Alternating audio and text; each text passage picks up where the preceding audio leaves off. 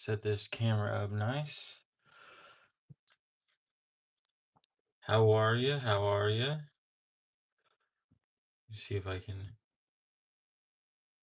see the chat here.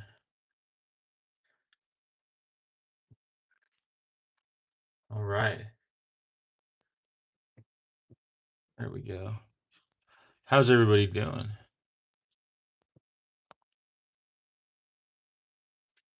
We live? We are live. Let me just grab some things. I'm gonna go do do do do do.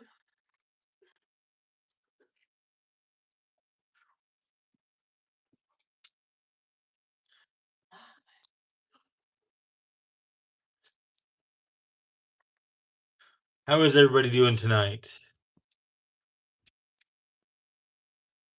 Everyone's like, hello, hello, hello. Hello. Just grabbing some stuff I think I might want to show.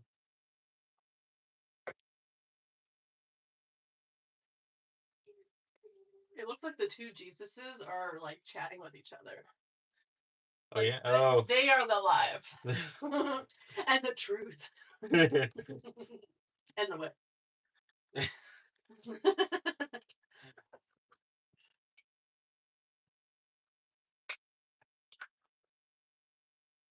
Do do do do do do. Do do. All right. Let me go ahead and put some things down for a display here. Waiting for the next dip. There might be another one coming. I thought you meant swimming, and I was like, oh, we almost did that. Dip in the pool. Dipping in the pool. It was a hot one today, y'all. Are you dipping your pizza in the ranch? Ooh, that might be a good one.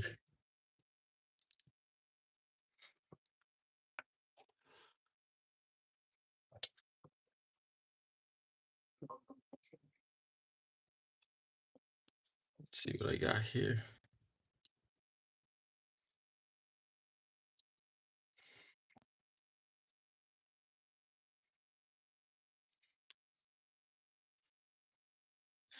Any comments coming in?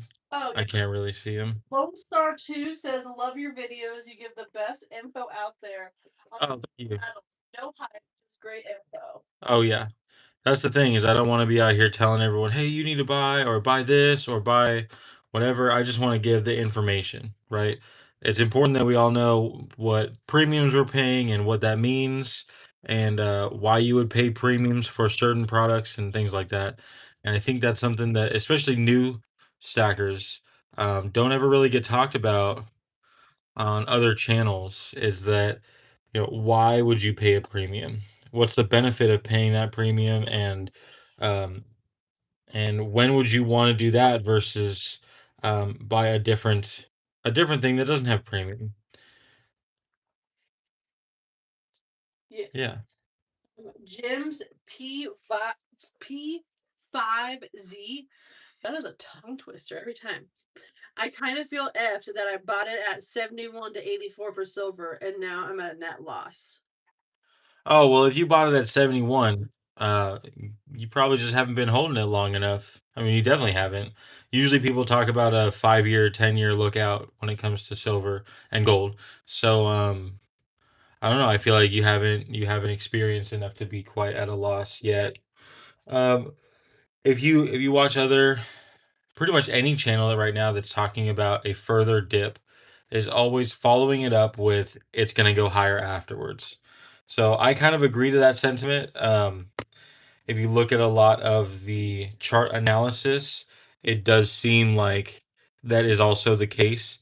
I remember learning about the cup and handle in chart analysis, where basically the chart will do it. It'll draw a line where it'll come down like this and make a cup. It'll come down sharply, make a bottom, and then hit that again. And then after that, there's like this consolidation phase, usually kind of doing the same thing. And as soon as it breaks this line again, that's where it like completes that shape.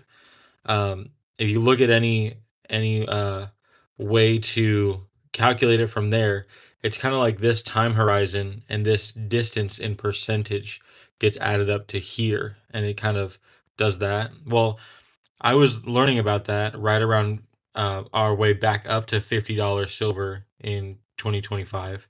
And based on those calculations, and the three times it hit $50 silver, the first time being 1980, the second time being 2011, and then again in 2025, it calculated it out about 100, like a steady $150 silver around 2030, right? So that's kind of my outlook. It might be, you might overshoot that and then kind of be volatile to ease out to 150 silver near 2030.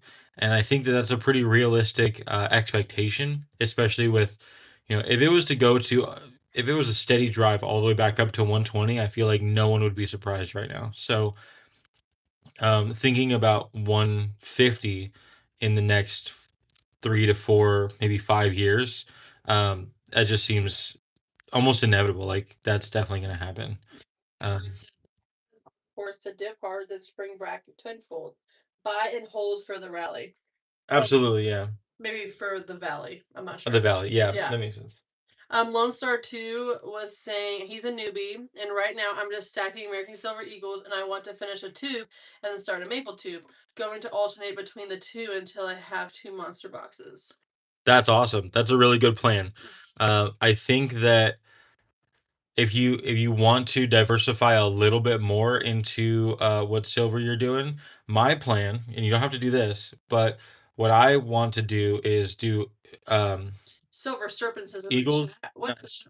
Eagles, maples, and generic ounces. I'm probably going to be doing generic buffaloes, but I really prefer like vintage silver. My shop sells vintage silver as generic silver. So that's why I would choose probably vintage just because it's a little bit of more fun than generic. I did see the question, why maples rather than buffaloes? So if we're talking about silver, then Sir Gary is in the chat. What's up? I, Nope. uh, when we're talking about silver, uh, eagles and maples are more liquid, meaning when you take it to a coin shop, you're going to get more dollars closer to spot price. Buffaloes are generic. So buffaloes, you'll get the least. That's kind of like creates the baseline when it's generic prices. That's the lowest of the totem pole as far as dollars. But that's also true in the amount you're paying when you go to buy it, right? Usually, and I just made a video series about these two topics: high liquidity silver and high efficiency silver. So liquidity is how much dollars are you getting when you go to sell it, regardless of premium you bought. The high liquidity items are going to be the sovereign mints of your area, right? So for us in America, there's a hard preference um, for eagles, maples, and libertads. Those are the high liquidity things like Britannias, Krugerrands, anything Australian, those all get kind of second tier liquidity, sometimes even generic rate. And then there's the generic rate, which is just bottom of the barrel. So when we talk about high efficiency, you're looking at the spread. How much did you buy it for, and how much are you going to sell it for? Typically, the higher the premium, the lower the spread. That's what it was up until about 2 years ago. So Eagles had the tightest spread because there was so much demand, shops could just rotate them. Right now, because the premium is so high and it feels like the price is high, um, compared to a decade ago, 5 years ago, and a year ago, it feels extremely high. So that premium of 15% that everyone's been paying, then it feels extreme. People are not turning around Eagles as quickly, so the spread increased. Right now, the spread on Eagles is less efficient than generic silver. So what I mean by efficient is that the spread is tight. Most cases, my coin shop is buying generic silver at $7 back a spot and selling it for $4 over spot. So we're pretty much beating online dealers on both ends of that spectrum, and our spread for generics is about $11. So that's where that spread can really matter, because if you were to buy today, I think spot was 68 something. If you were to buy today, $11 would be 79 would be your break even point. But if you bought Eagles today, then typically spreads for Eagles are anywhere from $5 to $20 over, depending on where you go. So I think my shop is doing them at $10 over, and then we're buying them back at $5 under. So that's a $15 spread. If you were to buy an Eagle today at $68 silver, your break even point would be, what did I just say? 60. Oh, 81. Yeah, $81. So you break even later and you end up with less silver. That's a less efficient product, even though it's the most liquid. So that's why some people choose Eagles and Maples, is because of their liquidity. You could go in with a tube of Eagles. They're gonna know this is a tube of Eagles. That's our rate for today. We already know we can sell them for this much, right? If you go in with a tube of Maples, they're gonna be thinking the same exact thing, right? But then you go in with a tube of these, for example. This is a 2 ounce Year of the Dragon Scottsdale Mint Samoa 2024. It's 2 ounces. They're not going to have some rate for this. Scottsdale Mint sold these at a high premium. However, because there's no specific market for this coin at any coin shop, these are going to be sold to the public as generic ounces, meaning they're going to be bought from the public as generic ounces, right? So I bought these from a coin shop. I bought them as generic ounces. I didn't buy them online. These kind of specialty products, if you wait like 2 years, they'll be at your coin shop. And honestly, that's going to be the same exact thing for US Mint products of today, right? Like right now, my shop is getting the 2022 and 2023 Morgan dollars and the commemorative dollars, the mint sets, all that stuff. While those are US Mint products and there is a little bit of a premium to them, it's not nearly as much as, especially the ones these years are selling for, and not nearly as much as when they first came out, right? Any of those specialty release things, wait a couple years, you'll basically buy it for a regular one. Like the 2016 Mercury dime. It's a 1/10 ounce gold. It's a Mercury dime that is a tenth of an ounce of gold. So when it came out, just like the one this year that's coming out, it's at almost double melt value. But I bought it from my coin shop, the 2016 one, as a regular 1/10 ounce gold, not even an Eagle Premium, just a regular 4 nines fine gold product. So the premiums and hype of stuff that are right now become less liquid later, whereas the standard bullion products, they maintain a lot of that premium. Of course, it is also going to change over time, but they're gonna be kind of within that same bracket, right? Here I have some Canadian Maple Leafs. So Canadian Maple Leafs are kind of second tier. Sometimes they take over American Eagles in my area, depending on America sentiment. What people think of what the president's doing, or just local demand. Sometimes that happens. Uh, but these are, for the most part, second tier, and they will stay there for the most part. Someone said there's no tax on American Eagles. I'm not sure what tax you're talking about. Sales tax, that's state. That's a state thing. In the state of Texas, there's no tax on any bullion products. If you're talking about capital gains tax, that's actually not true. Capital gains tax is on anything that is a metal. There are exceptions for metals that are held in IRA accounts, and those metals don't have capital gains if they are an American product, or if they are more than 995 fine. So all of this silver here would be exempt if it was held within an IRA. If that's what you're talking about, then that's the distinction there. The article that clarifies the exemption for capital gains tax on specific precious metals is within a document of specifically metals that are held within an IRA. Sir Gary says, "What are your thoughts on 90% silver? 4 9's fine. Doesn't really matter then?" Question mark. No, actually, in most cases, 4 9's fine. Actually, milk spots a lot more than 3 9's fine. I mean, look at this is from 1984. 3 9's fine. I think so. Yeah, 3 9's fine, right? Um, I can guarantee you, no one was out there taking all that great care of silver in 1984 when this was probably a $2 or $3, maybe $4 product, right?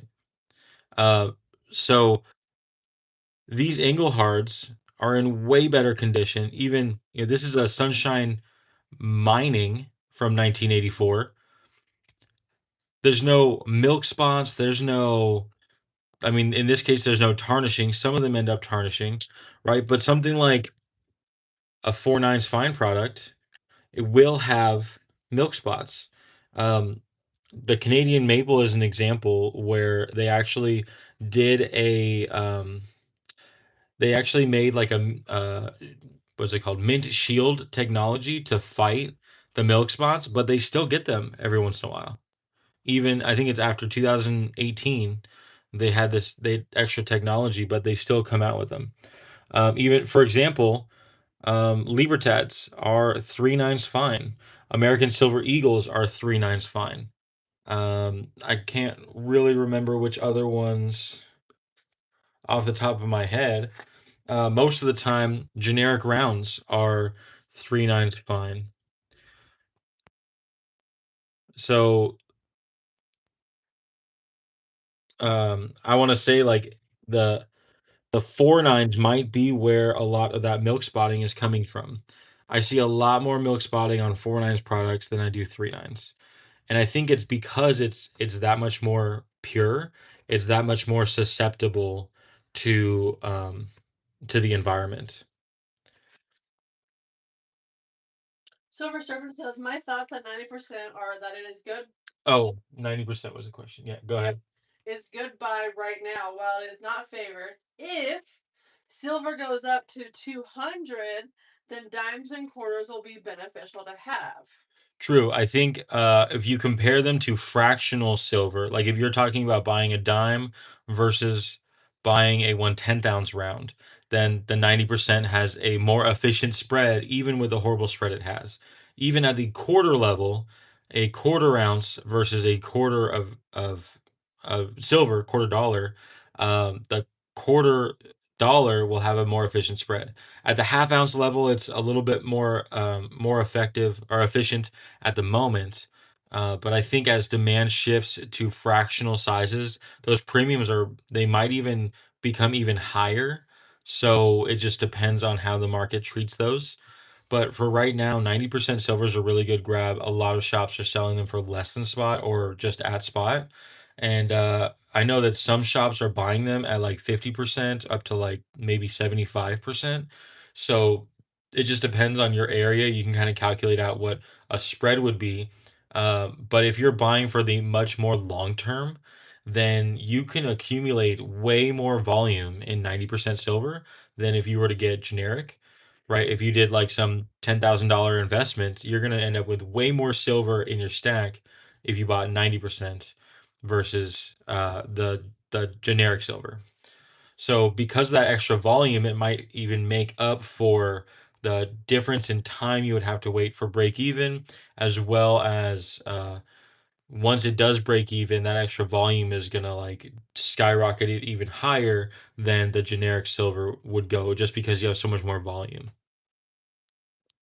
Yeah. Silver Slugger Collectible says, "Love the content. Keep it up." Uh, Thank you. Sir Gary says, "Mercs are worth about $6 per dime, I believe." I bought Yeah. quite a few dollar face value recently. Yeah, the if a shop does it well, they would do it by weight rather than just by the face value. Um, you should be able to get one that is slick for cheaper. I know my shop does it by weight, so it just depends on what exact coin you're getting and how much that weight actually is in silver. a lot of people talk about the $1.40 per ounce, and $1.40 assumes, I think it's 1.9% wear.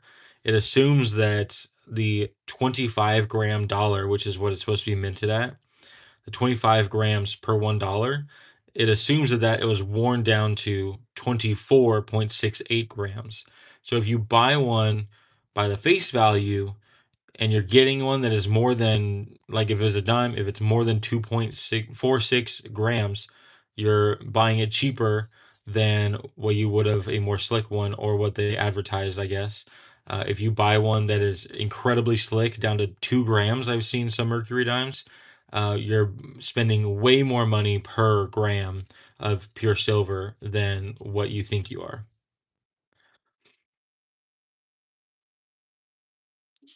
Matt M says my local coin shop pays 40% back of spot for junk, but he sells for 15% back of spot. Okay, that's pretty So good. Yeah. My shop does at spot, and then we buy it at 70%. So it's a pretty similar spread. I think your shop has a little bit of a nicer spread, at earlier break even. Um, but since we pay a little higher, we're getting just so much of it, and we're able to flip it to our wholesaler at, I think they pay us 75% for it. So because of that, we're just getting a whole lot, and we're dumping it at our wholesaler, and they're able to sell it and not always have to take it to the refiner. So that's a good thing too. yeah. VG says I have a whopping 1 ounce of silver too, if you count the one I get to my wife. Yay, Gus. I think my first purchase, I think it was just 2 ounces or three. We went into a coin shop, well, the coin shop that I now work at. We went in just to ask questions, and we didn't want to leave without, I guess, like, paying him for his time. So we ended up buying a few ounces, and that was before we decided to, like, fully pull the trigger on it all. So it was kind of like, well, we'll see how this goes, how it feels, just to get a couple ounces, and then we made it a regular thing after that. Yeah. Yeah. But yeah, all that to say, you got to start really slow. You never want to get fully into it and think, "Wow, I just put too much money into this. I got to sell a lot of it or all of it." And we've been there too. Yeah. 100%. Yeah. 100%.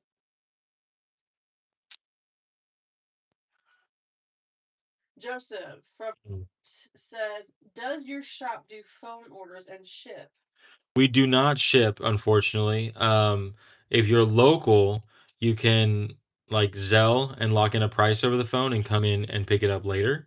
As long as we get a payment, then we can set it aside for you at that price, right? So we have been starting to do that, and it's pretty beneficial for us. Other than that, like, we don't ship at the moment, and part of that is because we're in Texas, we don't have to charge sales tax. And if we became international shippers, we would have to charge sales tax. So, um, asking someone to pay an additional I think 3.25%, or no, sales tax should be 6.25%, I think is the Texas sales tax. Um, an additional 6.25% on top of the premium. Yeah, that's not going to work. Imagine paying like 11 11% for a 1 ounce gold eagle. It's kind of a lot. Yeah. PDS 010 says, are mint here in Canada, there's no taxes. They only get you when you sell. What do you mean by they get you when you sell? They probably when you sell the metals, there's taxing. Like that capital gain tax? Is that what it is? That's what I'm gonna assume. Yeah, unfortunately, capital gains tax is not always something you can go around. Um, what? Your angle of your dangle is Trying to, whoa. My what? your angle of your dangle of the phone is a little Wonka Doodle. Oh, I'm trying to make something look nice here. Black Mamba Chronicle says I just went over 400 ounces with my stack, 500 my gold. Keep stacking, people. Nice. Nice. Go. That's awesome. I think my goal right now, What's your goal? um, I actually defined a formula that I'm gonna start using for my to a way as a way to balance gold versus silver within my holdings. And I've realized that I'm a little bit more concentrated in gold than silver at the moment. So I'm trying to basically take each coin that I have in gold and match it to this um, to a certain number of silver coins in my stack based on that formula. So once I match each coin up, then clearly I'll be at that ratio. So that is what I'm working on at the moment. That's cool. Yeah, but pretty much what that looks like is these uh these four gold coins would be represented by I think it was three monster boxes based on that formula. So Okay. we're getting there slowly but surely. That's the plan, at least, to Yeah. get there. Oh, PDS says I picked up 2 maple grams this week. I paid 190. They're suppressing silver. I've been watching a lot. Endless. This is going to skyrocket. maple grams. Maple grams are pretty cute. I don't know, 190. I feel like was that about 50% premium right now? I don't know if I would pay that, but honestly, compared to online, that's a really good price. So you probably did good. I don't know what my shop would sell them at because we don't really get those very often, but we typically do a gram at like current prices. We've been doing a gram at $25 over spot. So I think at current prices that'd be about 160 or so. Oh yeah. Yep, yep. Okay. Imagine if monster boxes were 15K again. What was spot price when monster boxes were 15K? What was that spot price? I guess 15K would be, oh man, I'm trying to mental math. PDS, when I said 190, he was meaning Canadian. Oh, 190 Canadian. Oh, okay. I'm not sure what that math is then. If you happen to know, that would be helpful. Um, I guess usually it's like it's less in US dollars, right? I don't know. I don't know what that means. I'm gonna try to You got focus on this. Oh, I don't know if they can hear it. We got our kids blowing their noses like elephants in the background.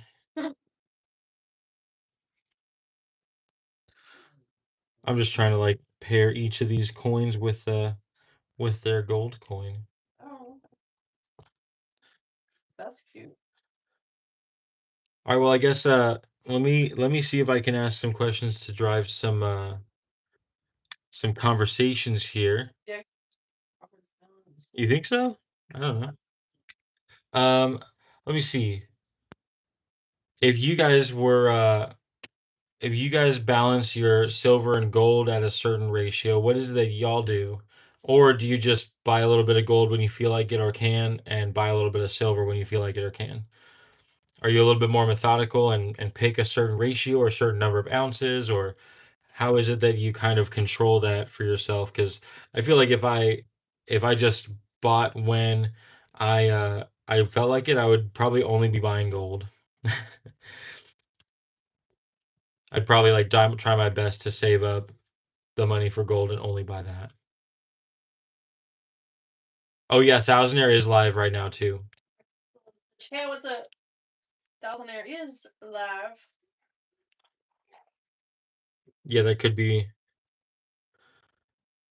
why it's feeling a little less active here tonight. That's okay. We can share the love. Hey, thanks for coming by. Thanks for coming by. Okay, Black Mama says, I'm all in on silver, and I believe it is the most potential for explosive growth in the future. The only gold I have is a 10-gram button that came from scrap gold jewelry I refined. Oh, nice. Nice. That's awesome. I'm hopefully going to start refining my own stuff soon. I've started working on it, but I think it's really cool to have that ability to turn non-pure stuff into pure stuff.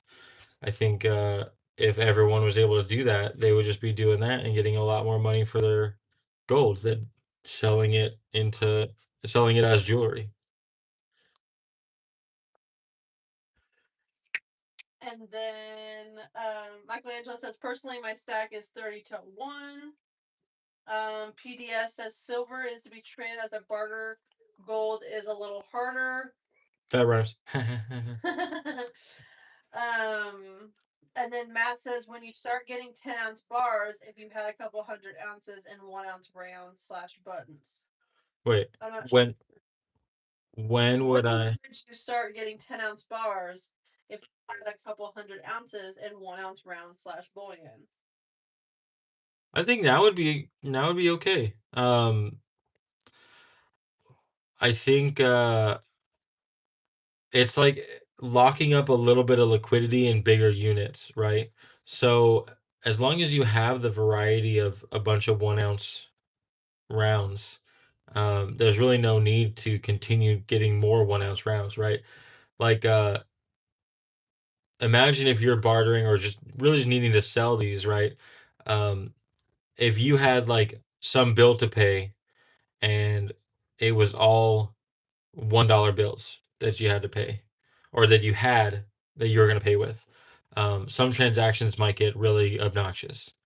So as long as you can cover your basis of being able to pay the $2 transaction, the $5 transaction, or $9 transaction without having to break out that 10-ounce bar, um, really, I guess in that logic, as soon as you get 10 ounces, it'd be okay to start with 10-ounce bars. But I think definitely where you are, if you have a few hundred ounces, 10-ounce bars should be just fine. I don't see how that could be a problem by any means.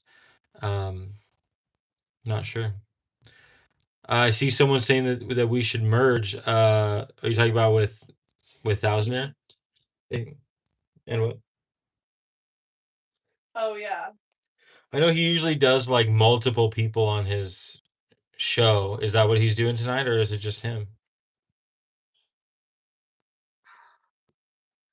You want to go try to sneak a peek on his? Yeah, how do I do that? On my YouTube? Just go to YouTube and go to his channel. Yeah, you can just go to his channel. Do, do, do, do, do. It's live right here. Oh yeah, he's got some people. Who's on? Warhammer Weekend and Silver Surfer. All right, guys. If I get how many people we got on here? 30. If I get 20 people that say we should merge, then I'll head over to Thousandaire. Should I comment? Yeah, I'll also ask him and ask if he wants me to come by. Can I join the live? We can merge. Or just say hey, I'm live right now, but thinking about joining you. Something like that. How many wits? Let's see. So far I got two. No, I would basically be ending this live here and probably taking it down, but then going over to Thousand Years Live, and he would end up benefiting from. Is there profits in this merge? Yes, profits for the community. Yeah, it'd be more about you guys hearing us all talk rather than trying to go back and forth. In the chat. Because I have my voice off. Oh, she's on the live right now as me. seeing if they'll accept me. They were talking about AI. I don't know if I want to talk about that, but maybe.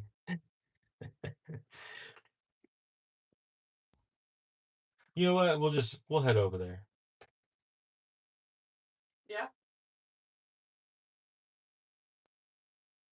Yeah, because we're talking about it too much now. I feel like if we don't, then it'll just be weird. Anyway, y'all, I'm gonna head over to Thousandaire Radio's live.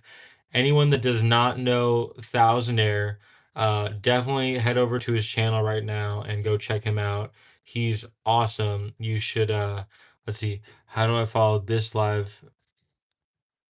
Wait, what was Matt asking?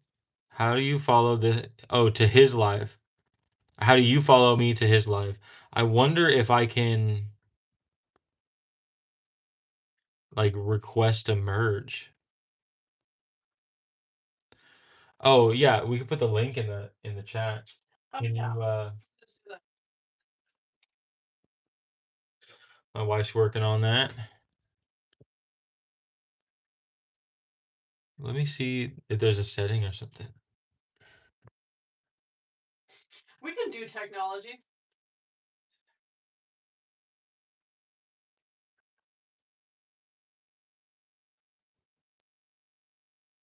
Hmm.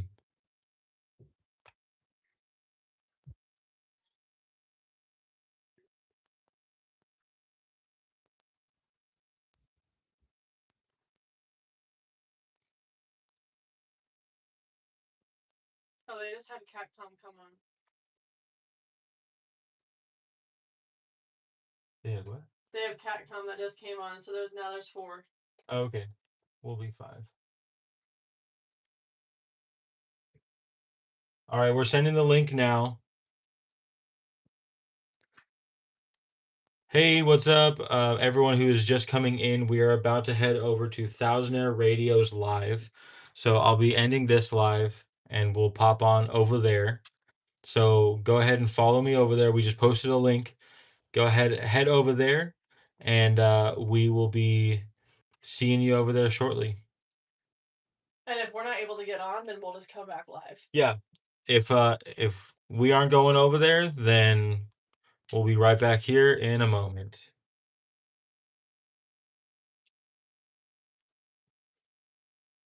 I just want to see the chat dissipate before I go, so I'm not leaving people hanging.